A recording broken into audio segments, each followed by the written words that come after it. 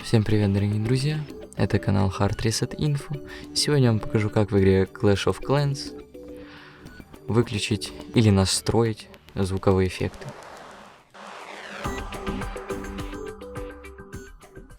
Для этого вам всего-то надо перейти в настройки и настроить звук.